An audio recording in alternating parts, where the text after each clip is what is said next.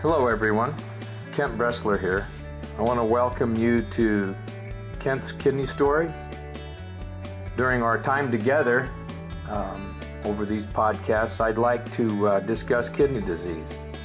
I'd like to tell you about my journey as a transplant patient, but also talk about dialysis, kidney donation, and just about anything else that might be of interest. Kent's Kidney Stories, a podcast endorsed and sponsored by kidneysolutions.org.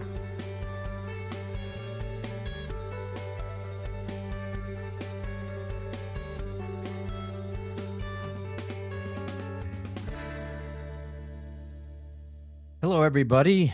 It's Kent.Bressler, and we're going to do some podcasting today. I'm really excited about the fellow that I've got coming in to talk to.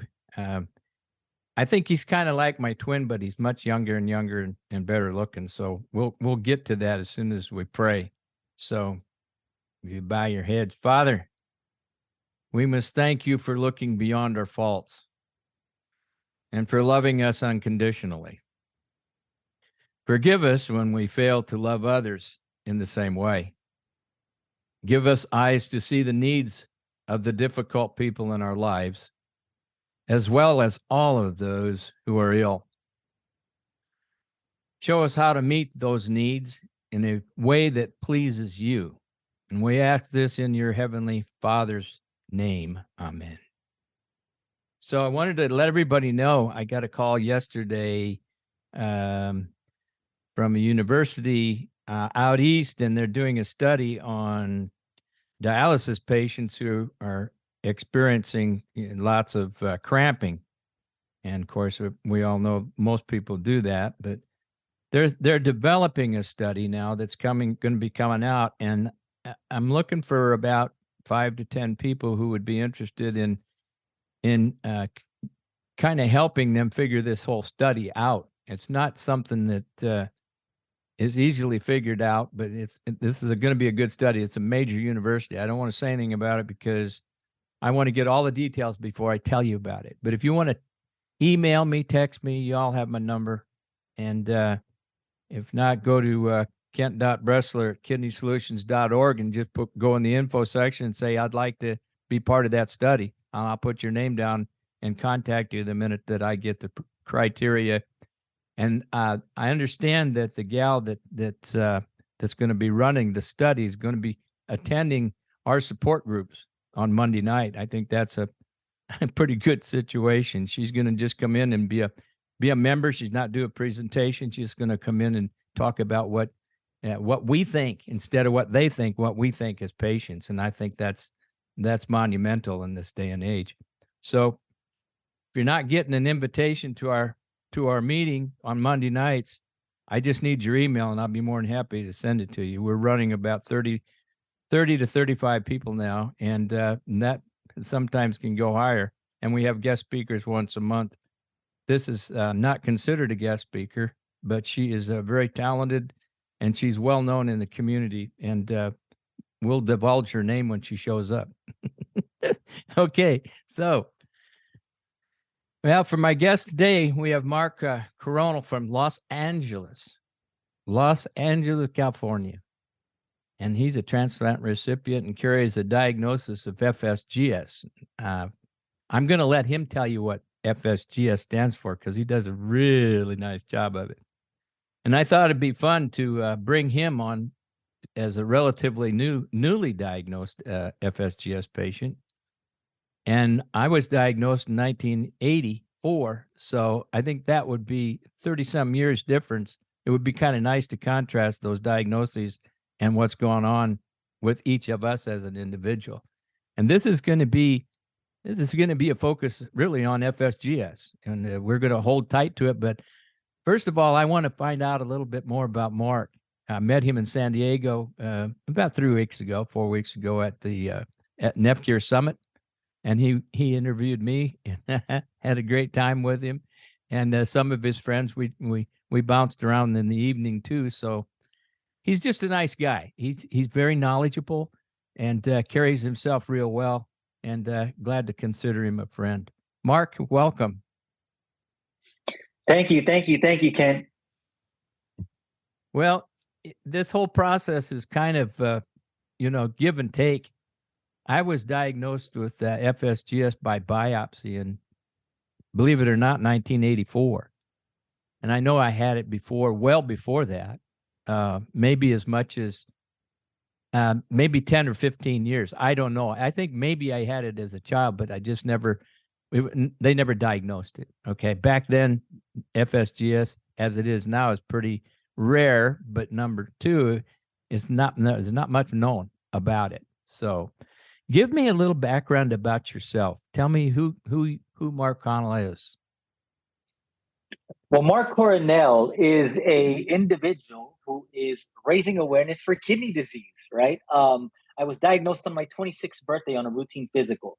And my father approached me on my 25th, going on my 26th birthday, because he was in the military. He said, son, on your 26th birthday, you're not going to be covered by my medical insurance through the military.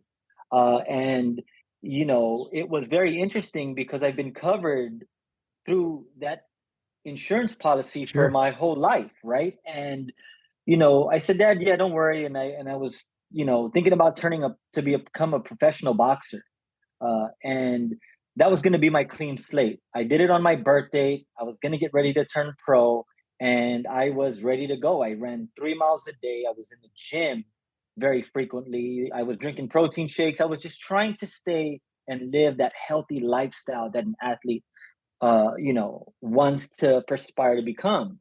And, the doctor tells me, if we call you back, there might be something wrong with your labs. And I said, okay, but doc, you don't have to worry about that. I'm healthy, I'm fit. I do my due diligence to making sure that I stay fit. And she said, that's amazing. So just wait for my call and I'll make sure that, if you don't hear from me, go ahead and turn pro. So I did that, and soon enough, 2 days later, I received a phone call saying, some of your labs is showing that your creatinine level is acting up a little bit. And, I said, well, what does that mean? She was like, well, a decline in kidney function. But just to be sure, I want to do a biopsy to making sure that you had kidney failure. Okay, doc, are you sure? Can we redo labs? No, there's sufficient evidence that there might possibly be. So, we did a biopsy several days later. Sure enough, the doctor comes in and said, you have been diagnosed with FSGS. What is that? Those are 4-letter words that have now been forever ingrained in my mind, that at the moment when I found out that diagnosis, I thought it was a death sentence, essentially, right? And he said, you have focal segmental glomerulosclerosis. Perfect. And thank you. And I didn't realize what that meant. And essentially, if we combine the 4-letter word, it's essentially scarring in the kidneys, right? And I had fought it for about 8 years till I ended up on dialysis. But through the process of that 8 years, there was definitely a mind shift and change, right?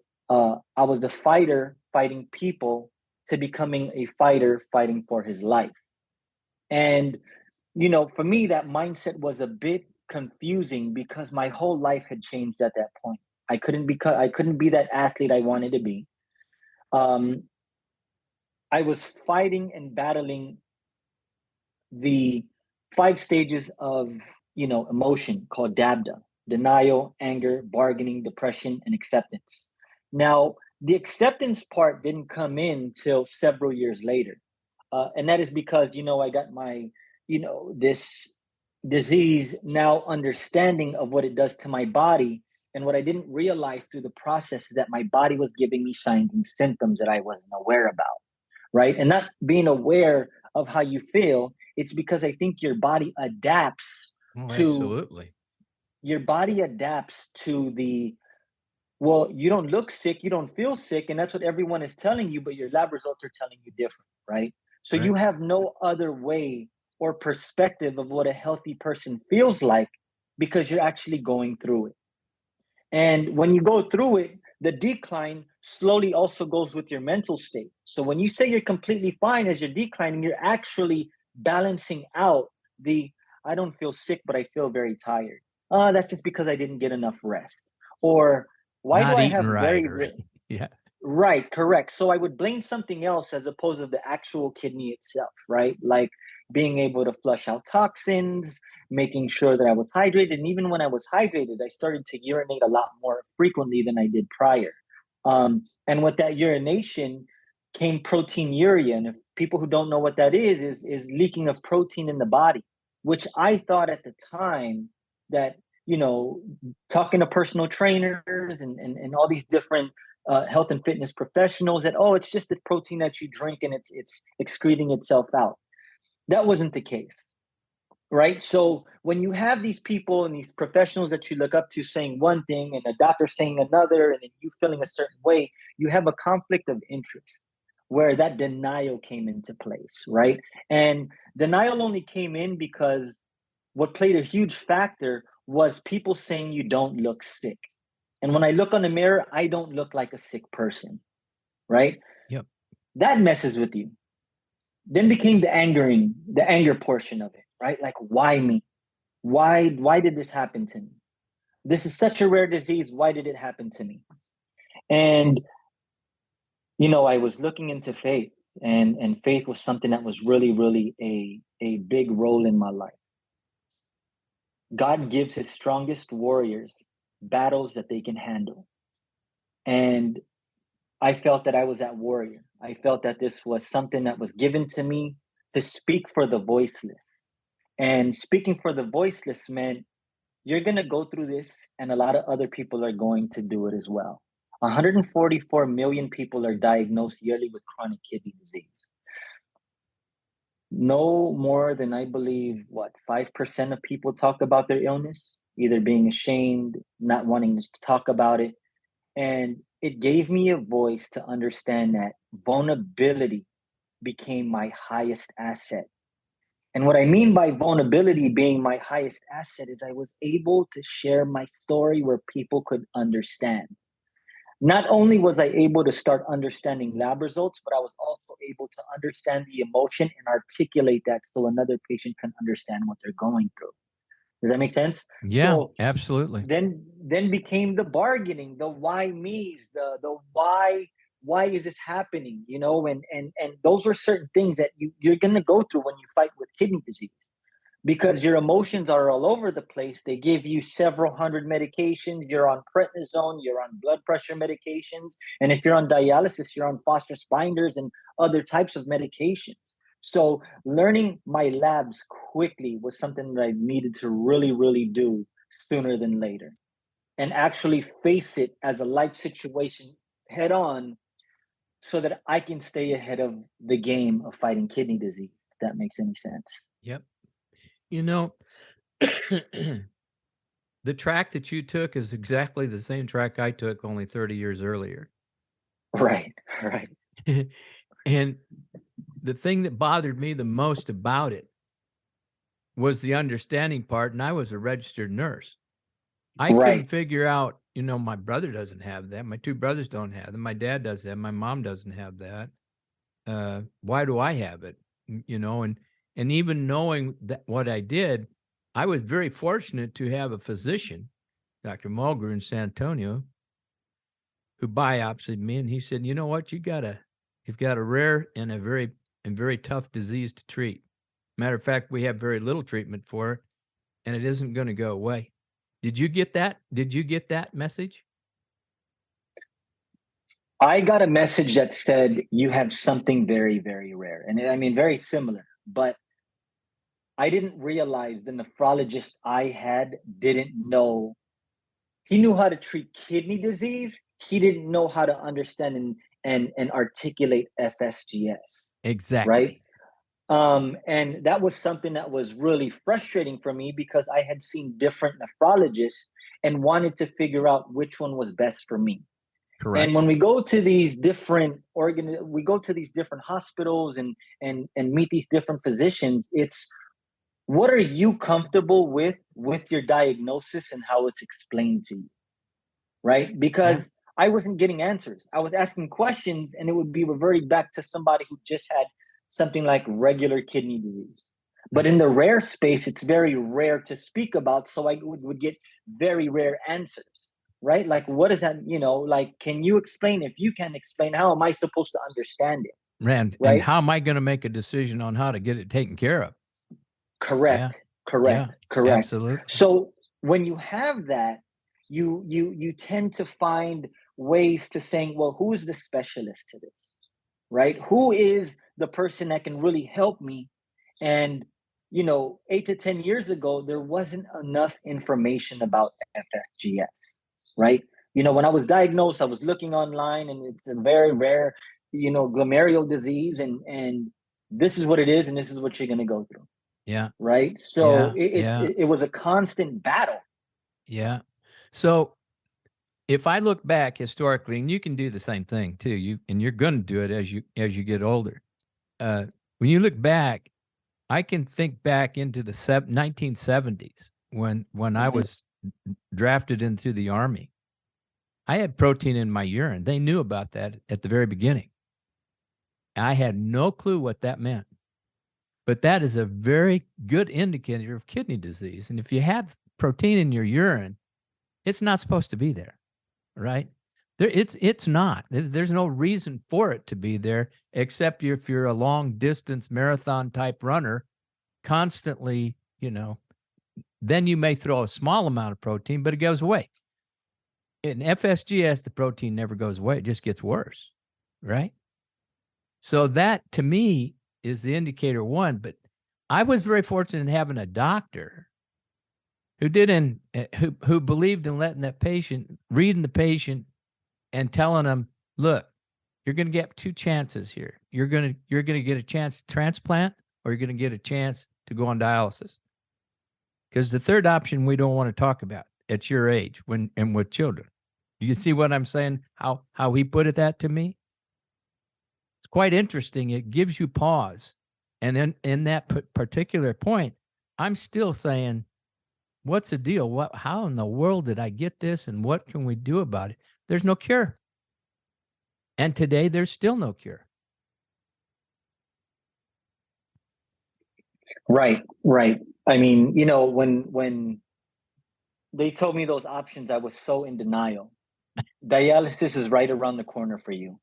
Yeah. And at that point, I still didn't believe it, because I had been so immune to my illness, right? I'm like, doc, I still feel good. There's no, right? There was just no way that I'm sick. There's just no way. I feel so sick. And, when you go through the process of being diagnosed to getting on dialysis to getting a transplant, especially the transplant stage, when you wake up and you're like, wow, I was really, really sick and didn't even know. Yeah. Right? Yeah. Right? Do you remember your numbers when you went to surgery? Your creatinine level, do you remember what it was in your GFR? Yeah, so my creatinine level was at 22.5. 22.5, 20 times more than normal. Right. So I ran it till the wheels fell off. Right. I did too. Mine was 17. Right. So people, I think to myself, I'm like, wow, well, of course I ran it till the wheels fall off, because my fiance found me on the floor in the bathroom after I urinated. Yeah. My body had so much toxins in the body that my body couldn't take it anymore, and I just fell. Yeah. Right. And they had to do an emergency catheter port to my chest. Yeah. Soon after that Monday, I started dialysis. Yeah. See, now I think the only time you want to look back is when you can learn from it, right? Not to dwell on it, but to learn from it. And in a particular case, you're not a rare individual. It happens to a lot of people, just like it happened to you. I was fortunate enough to have a physician who carried me along. I had no problem in going every month to see him, every 2 months, every 3 months, whatever my numbers were telling me. But he said, from the very beginning, he said, Kent, he said, you're not going to do well on dialysis. You need a transplant. Do you have any brothers or sisters, close relatives? I said, yes, I do. My brother stepped up right away. And that, to me, saved my life, I think, because I only had 2 days of dialysis. So Wow. there Wow. is So yeah, I wanted to yeah. tell you that. I wanted to tell you that now because you don't have to go on dialysis in order to get transplanted. It doesn't have to Right. happen. And that, I think, that Right. transplant first concept in my head, I'd like to put it in your head, and I think it's there. You would have done it had you really realized it. But I don't know Right. Correct. how do you ring the bell? You know what I'm saying? How do you ring the bell between rounds? It goes off. Then you got time to think about what your position is in your boxing mind, right? But in Right. your kidney mind, you adjust, right? Right. Your Correct. body is in constant adjustment. Your blood Right. levels are low. You're anemic. You're having trouble breathing. Your shortness of breath. Your heart enlarges. All of these things, they don't happen Correct. just in 1 or 2 days. They take time to develop. And it just Right. seems to me at Right. some point in time, there's got to be a point where the nephrologist says, enough's enough. We need to transplant you. But that Right. starts. So Go ahead. right. Right. So what happened with me was I didn't start asking for a kidney donation till the first day of dialysis. See, yeah. And that's not on you, buddy. That's on a lot of Mm. people. That's Right. not on you. That happens a Right. lot. And that's the thing that I how do you stop that? How do we stop the march to dialysis when we could be doing a march to transplant? The thing is that I think the information that is relayed from PCP nephrology to the patient, we're unaware of the journey of what you have to face in the future, right? And we've done it now. We've both done Right. it. Right. Correct. Correct. So that's my goal, is to raise that awareness, just like you, to making sure that maybe we can do something preventative. There has to be some way that you can share your story and not feel sorry for yourself, because it's There's either you feel sorry for yourself now or feel sorry for yourself when you're not here, right? Yeah, or And you're so sick you can't make a decision for yourself. You were correct. I mean, there were probably at times that stage, Mark. You were I probably definitely, there. of course I was. I mean, this is something that isn't, it's not something to play with these emotions, because not, Mm. you're so vulnerable, and you're trying to say, you know what, do anything you can, but then when you step out of there, what is your voice? What is your I need help factor to get you going? Are you active with going to transplant centers? You already got the referral. You can go to different transplant centers. There's so many ways you can look at these Facebook, group communities on how you get a transplant, and utilize that. I remember I did mine, and mine was very, very simple. A healthy person has 1,000 wishes, a sick person has one. But they If don't someone can die. help me, yeah, if someone can help me to get off of dialysis, I'd really appreciate it. And And it was sincere. It was if you very, very like, I'm in need. if you take that a step farther, if I had somebody that could help me not go on dialysis, wouldn't I want to take that course before? Correct. Correct. Mentoring, and Correct. I think that's where mentoring comes in. I wrote an article about that once, and mentoring is not advocating. Advocating Right. is for yourself. Mentoring is when you grab a hold of Mark by the arm and say, "Hey, buddy, it ain't going to get any better. You're marching towards dialysis. Let's find you a living donor." And that's what we do at Kidney Solutions. Right. We want to Right. get ahead. We want to get ahead of the curve.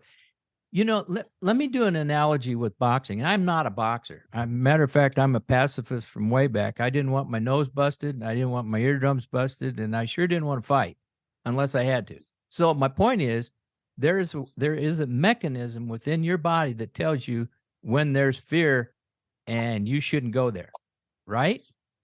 When you know you're getting beat, when you know you're getting beat up, you still in your mind Right. say, I can overcome this. You can't do that with kidney disease. Kidney disease progresses. It moves on. And, you eventually run out of rounds. You go through the 12-round fight. So the first round is waking up in the morning. The second round is putting your clothes on. The third round is taking your medication. The fourth round is making sure that there's no side effects eating your food, and the rounds continue to keep going. Absolutely. They But build. as you continue to keep going, it's not like you're fighting somebody that you can look in the mirror and say, I can mentally handle this. Right. You're going against, and this is an analogy of fighting someone like Mike Tyson. Yeah. In his prime, no matter where you're at. And you're not prepared as an athlete to go against someone like that, who was just a natural born given talent as a boxer. Yeah. One hit, you're done. Yeah. And I think it's the same thing, right? I mean, you do your labs, you get the results, it's one hit, you're done, but it doesn't necessarily mean it's the end, right? Yeah, you're right. Totally right. It's not the end. It's not the end. What it is a new chapter in your life on how are you going to adapt both mentally and physically to making sure that the opportunity like me and you can come and discuss this mentorship type platform, right? I mean, when we spoke, you were giving me data, you were giving me information. When someone's newly diagnosed, they don't want to hear that. They don't want to hear the statistics. They don't hear it. They don't hear it. I didn't hear it. It goes in the ear, out the other. Yeah, you don't hear it. You can't process it because it's unbelievable, right? Right. And you're right until you get to a stage where you say, God, I don't feel right. I don't feel correct. I may not feel bad, but I don't feel good either. All right. Right. You're on that ledge and that rock is just teetering and you go and say, you know what? Something ain't right here. And what it is, I need to figure it out. Once they tell you, you still don't understand it, but at least you know that you got kidney disease. And you got to pull your big boy pants up then and say, okay, what are we going to do about this? That's where mentoring comes in. The doctor can tell you we're going to put you on prednisone, we're going to blast you with prednisone, we're going to do all these things, and none of which reverse it, maybe slows it down. But there's nothing out there that will stop this FSGS as it progresses. Some go fast, some go slow, but they go. Right. Here's the thing, and what I realized through the full journey. I'm about 11 years, so that makes it 10, 11. I'm going on almost 12 years, right? 12 years. And what I realized is mentoring and having the right team is one of the most crucial roles that play with your healthcare. And I don't necessarily mean like, talk to your PCP every day, but there's people like the Kidney Solutions, right? Who actually talk and walk the walk. We have organizations like the NEFCure, just to name a few, right? The UCLA Core Kidney Health Program, the Kidney Fund. I mean, there's just so many different organizations, right? But what feels right to you? Because at the end of the day, you're going to get in that chair, you're going to get in the OR, you're the one that's going to be dealing with the situation with kidney disease. Now, things that I did, right, was don't be shy. There is no such thing as a dumb question. No. Nope. Ask. This is the only way that we're going to be able to understand what does the WBC mean and how does that affect my body? What is RBC? What is creatinine level? What is your GFR? Yeah. And my thing, thinking back, is are my creatinine levels good? Not understanding the normal rate. Not understanding, look, my blood, I'm anemic, doc, I'm dizzy, doc, what does that mean? And those are the questions now that I ask, because once you've gone through a kidney transplant, you're very, very aware of your body, I would hope, or I would think, right? Especially if you've gone on dialysis. You just know how your body feels. You're in tune with the way the body moves, right? I'm so in tune with my urine output by looking at the color and saying, "Oh, I'm dehydrated. I think I got to drink a little bit more water. I think I better drink a little more water," right? Right. Absolutely. But drinking too much water can deplete your electrolytes. So you got to know the balance. Yeah, that's exactly right. You have to know your balance. You have to know your balance when you see your lab and saying, my phosphorus levels are high. Why is that? My uric acid's a bit high. Like what? Why? What are you doing to your physical being that is, everything you do will play a role to your health overall. Right. The long term. Now, if you can get ahead of the game, right. And if you can talk to people like Kent and say, look, Kent, I want to have let's just throw this out for the sake of, people who live normal lives. I want to go have a drink, Kent. And, I don't know, if that's right for me. Would that be okay? Drinking is a dehydrant. So, you know, are you drinking water with that? I mean, really Yeah, strict with my medications, but we have life to get involved, right? There's celebrations, you want to toast to someone, if that makes any sense, right? it So, does. what You what what proactive skills and coping skills do you have going through this journey, right? Because all it is tips and tricks from people like you, Kent, who can give me solutions on how I can stay ahead of the game and understand, you know what? All right, Kent's gone through this. This is what, he's gone through. I'm going through the same situation. Maybe this might be right. Yeah, well, we had a big discussion out in San Diego, Yeah, and I we do did. believe that I had a Black Russian in my hand, and I'll be honest with you, I don't, I occasionally have one of those on Right. I don't, but if you're doing it daily, if you're Oh, no. doing it monthly, Yeah, yeah, yeah. there's a temperance in your body after transplant, and that temperance that's not your kidney, buddy. That's Right. somebody else's. Exactly. You can say, "Oh, my kidney's doing this or that." No, no, no, no, no. The one I got's my brother's kidney, and I'm going to tell you Right. something. I'm not going to do anything to jeopardize that because I Exactly. owe it to him, and you owe it to your donor. And a lot of Yes, people don't correct. grab that. 100%. They don't Right. grab that. They don't get it. Right. They think, well, I had a transplant. I'm either going to be la-di-da and not worry about it, or I'm going to And I'm toe the normal. line. Yeah, totally. There's a thing called moderation, and everybody argues with me about this. The whole term of moderation means something to me, and I think it's gotten me where I'm at. Okay.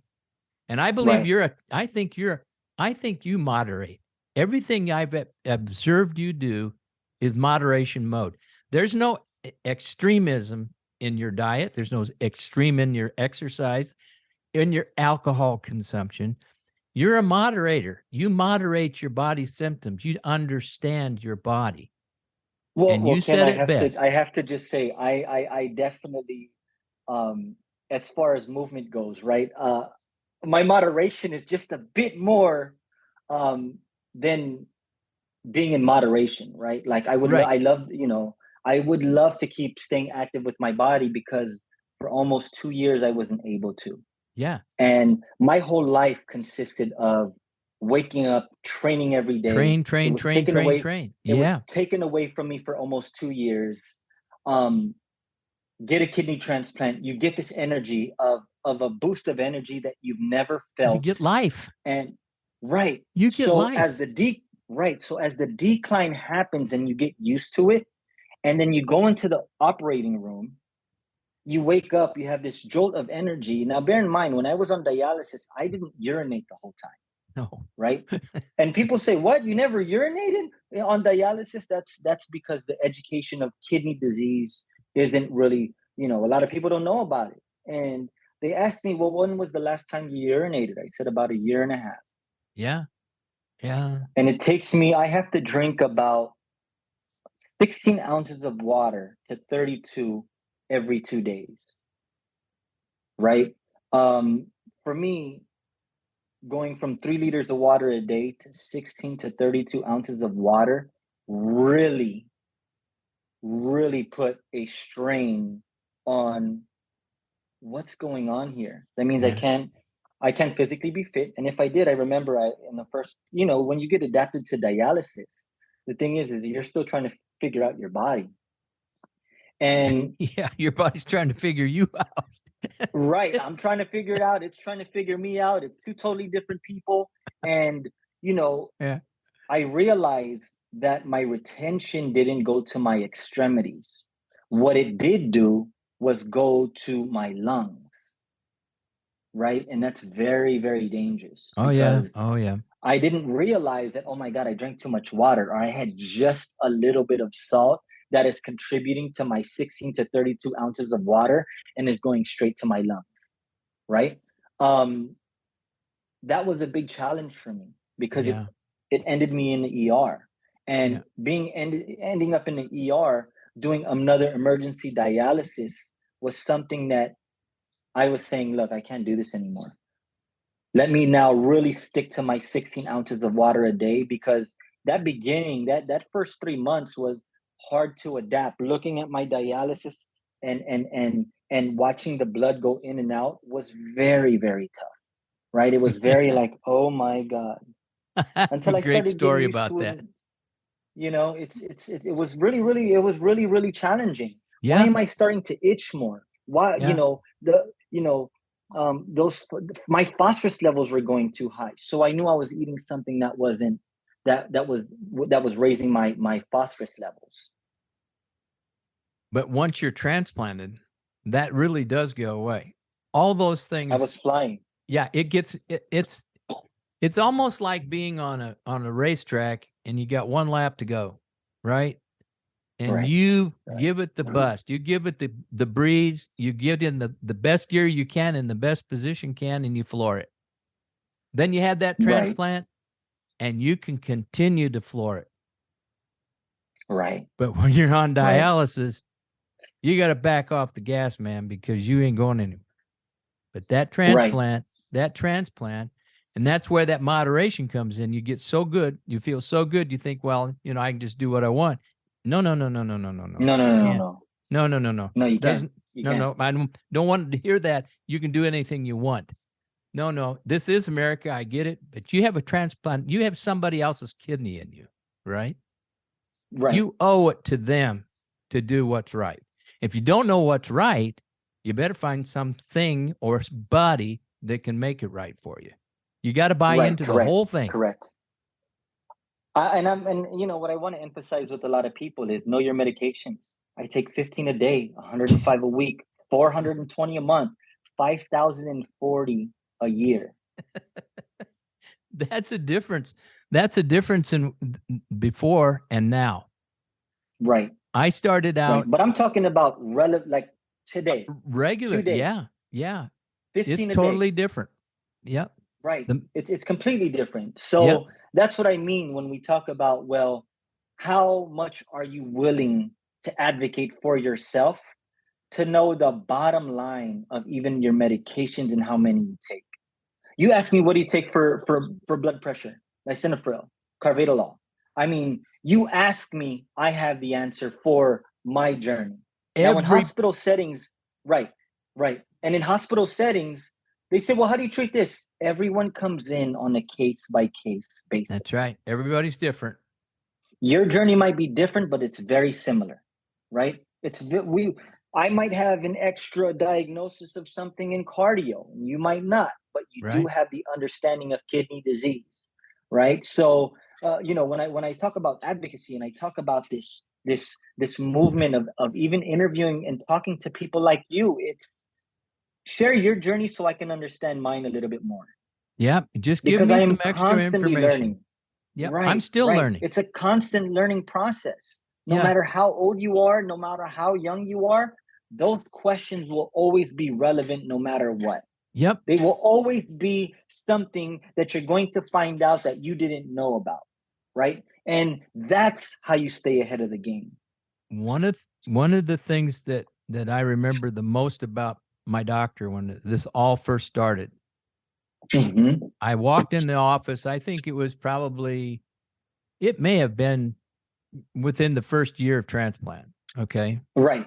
And that was back in 1987. Okay. Now, when I walked in that office, he looked at me, he says, "You look great." And I said, "I feel great."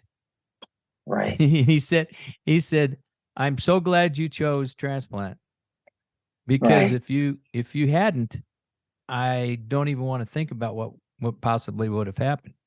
But then he said to me, I said to him, "How are my numbers?" And he looked at me straight up and he said, "They're fine.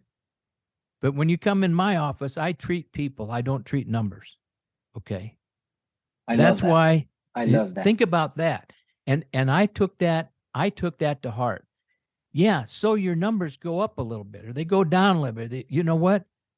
You got to know them, but you gotta realize the importance of being right and doing right and feeling right.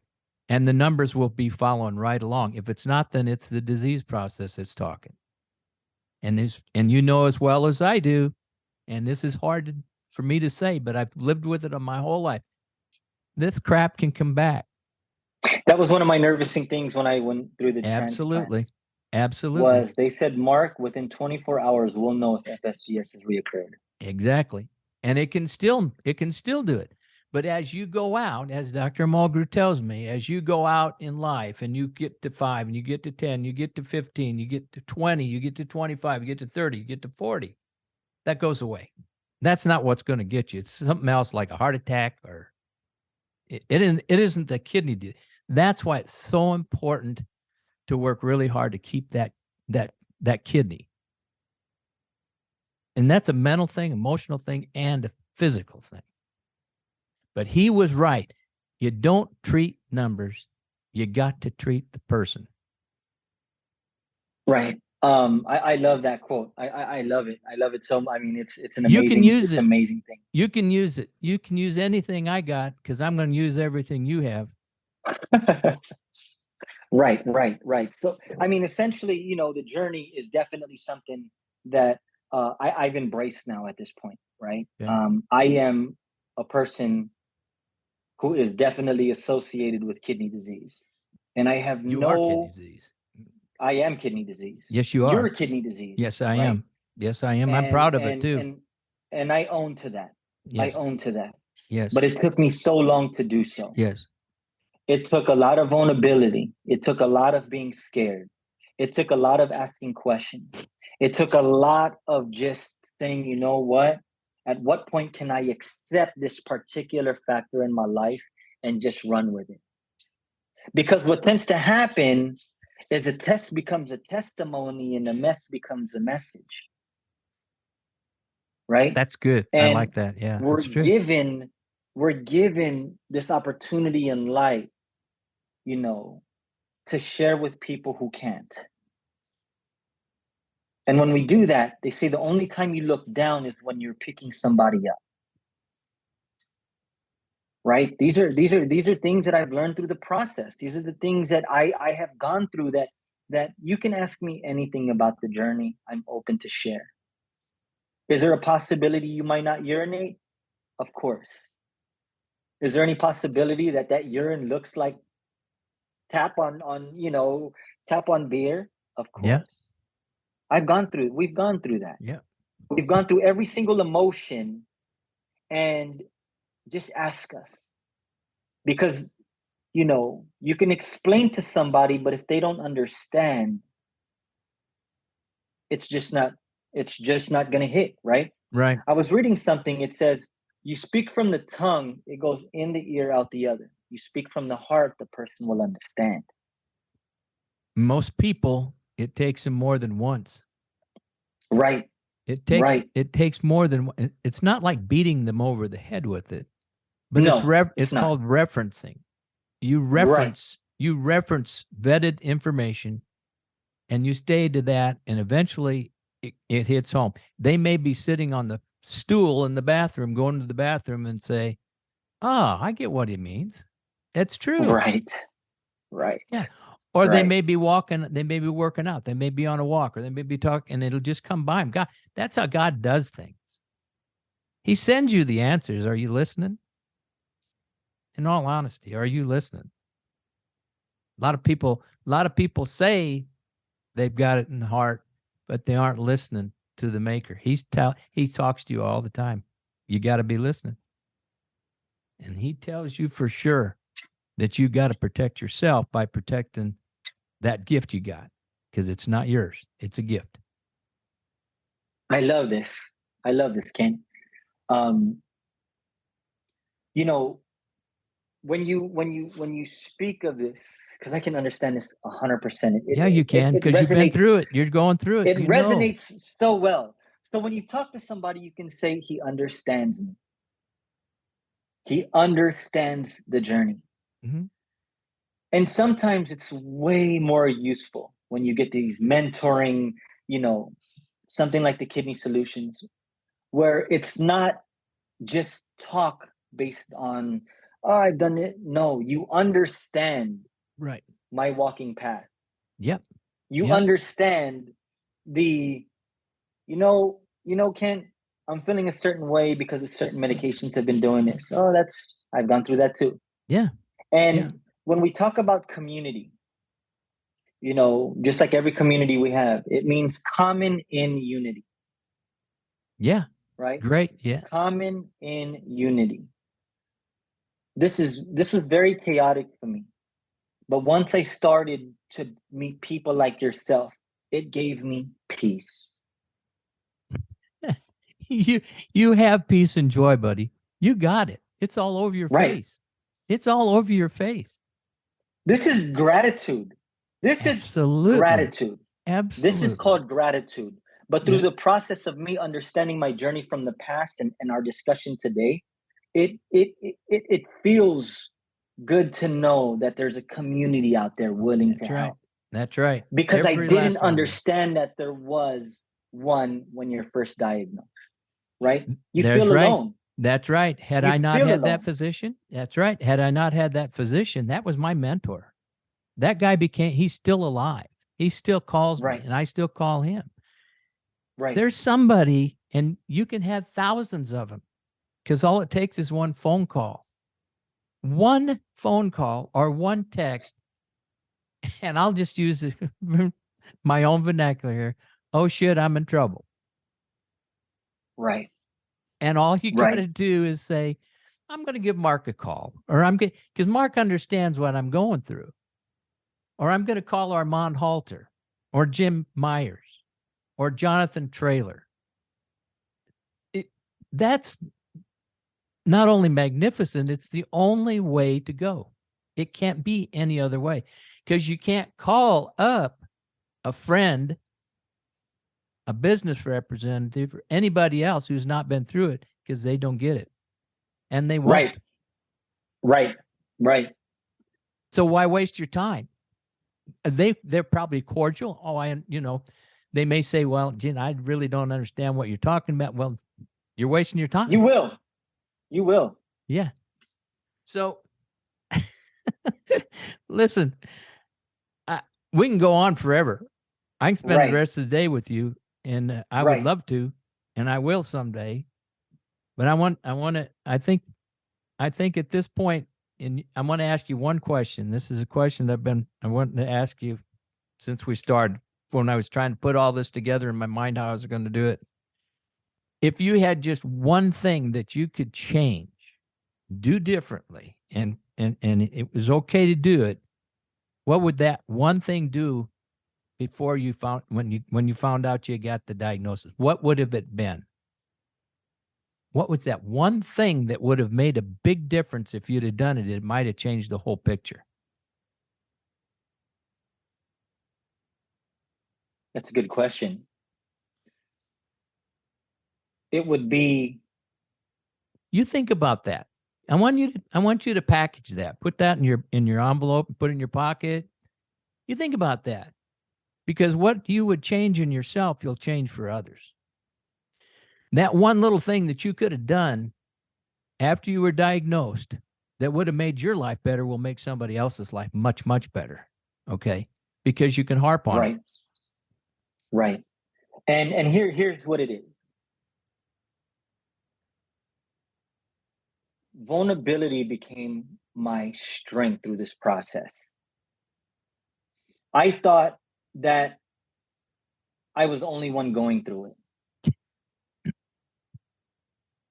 But there's a community here to help you. Unless you share, you won't be able to find out what's wrong. Right? My thing was, I kept it to myself for a time in my life, and I was fighting, and the plane was going down. Right. You were not on glide path. You were on nose down. Right. Right. You have hit it. You've hit it. Right. You've hit it. You've hit it right on the nose. Right. It's the ability to bring others into your life so they know what you're going through. Correct. Because if you don't, you can't get any help. Correct. and you Correct. darn sure don't want to. You can do it, but you don't want to go through kidney disease on your own. You don't. It's a team effort. It's my Oh, caregiver, my support system, my everyone in my life, my donor has contributed to such an amazing growth of me as a human being, I can tell it. and one thing I live by is that if I give up now, I have failed everyone who has built me up to this point. Everybody There are that's people believed in rooting you. for me. Yeah. Everyone that Absolutely. has believed in me. Absolutely. Everyone that was rooting for me that said, you're going to get through this. And if I decided to say, you know what, I can't go through this anymore, I'm done, I would have failed every input they have given me to get to this very point. And I'm glad I didn't. Yeah. Because it makes you such a stronger person mentally. And I started to know and develop my starting five lineup like the NBA. Yeah. I knew my fiance was there. I knew that if I give up on myself, I had given up on her. And she held me accountable to wake up every morning to be on dialysis from 7 to 11, from 7 to not to set from 7 to 10 every other morning, to making sure I came home to her. Yep. I had a sister, I had friends. You have so much to offer to this world. And it wasn't until I accepted my journey to get on that table to say, I am going to make a difference. You can't say it any better than that, because that's coming from your heart. And that big smile that you have, that is not something you inherit. That God gave you that. He plastered that all over your face, and your eyes light up when it goes. And I have this feeling that if I'd have known you when you were in dialysis, it'd been the same way. But now it's brighter, and you have a mechanism. I don't know what the platform will be, but trust me, you're right where you need to be. And then remember one thing: if you take this away, and if you'll just put this in your pocket, that kidney's not yours. That kidney's somebody else's kidney, and you have to be very conscious of that. And everything you do has got to be focused on taking care of that. Now, there may be things that happen that are beyond your control. I get that. Like me getting older, right? Kidneys wear out. Okay. Hearts wear out. Minds wear out. But I can tell you, your faith never wears out. And we don't live for here. So prepare yourself. Ken, I tend to do a lot of these, I've done podcasts before, but you have made me think more in the last 5 minutes of what my journey has truly been and how blessed we are. Yeah. Oh, gosh, yeah. It ain't about you and me, buddy. It's all those people that are coming behind us. And that's where us as leaders have to shine, because we have to bring everybody forward. Yeah. Yep. And there'll be some that won't come, don't want to come. We get that. The point we concentrate on is the fact that we take care of ourselves so that we can help others. To other people. Correct. Yeah, we have to re-energize, us. give that energy. Yeah. 100% I agree with that. Yeah. And you can't go through life, the rest of your life. And I've been through the major portion of my life right now. I'm 73 years old. Right. But who knows? I might have 73 more years to go. And we're gonna have another podcast 73 years from today. And there you go. I made it up to 100. You made it to 143. Now let's talk. I got a whole different perspective of life at 100 than I did at 38. We made it. That's right. I always used to say when I was working in the hospital, I always used to tell my boss, I said, Carol, I'm going to live to be 100. I'm going to be the first transplant patient to ever make it to 100. And she said, I believe that. I believe that too. I definitely believe that, sir. See? For sure. Okay, we're going to wind this up. because we're going to do it again. I think what we're going to do is have a roundtable someday with a bunch of folks. All right, and you're in one of the chairs. You got a chair. I'm going to do a roundtable. Anyway, I wanted to just thank you for coming today. I mean, Of course. you give my heart a lift. Since I met you, you give me a lift. All right. And I want you to do that for everybody you come in contact, which I know you're doing, but I want you to do it even harder, because Right. this journey reflects not only the way we feel and the faith we have, but it's reflected on all those people. What we do is what they see, and what they see is what they do. All right. Right. Correct. So I'm gonna call it quits. We're into the 10th round and it's a draw. So It's we're 12, just sir. It's 12, by the way. We went 12. Okay, fine. But I wanted to just tell everybody that these podcasts don't go away. They're not going away as long as I'm around. And if you like it, if you like the podcast and you like listening to guys like us and gals like us, just make darn sure that you friend us, and you make sure that you make a comment. And when we want to know what you're thinking, I read the comments after every one of these, and some of them, I can respond to. Others, I just let go. I know there are people out there. Like some of my dear friends that can't be transplanted anymore. Have had 3 or 4, and this disease, this crap, FSGS, has come back and gotten it. The kidney after kidney after kidney. All right, that's the ones that I pray for. I don't pray for guys other than thanks for guys that have done well. I pray for the ones that have not. They are some of the toughest people, and I could start naming names. I'm not going to do it. They know who they are if they're listening. And I just say to you, I love you from the bottom of my heart, and I will do anything for you. This is not something that you ask for, this FSGS. Kidney disease is not something to ask for, but it's something you can do something about by going on living and learning as much as you possibly can. So come back. We're going to try to do these. We've been doing them. I think my good friend Mark here is about 116. So there's plenty of things to listen to. And until we see you again, keep breathing.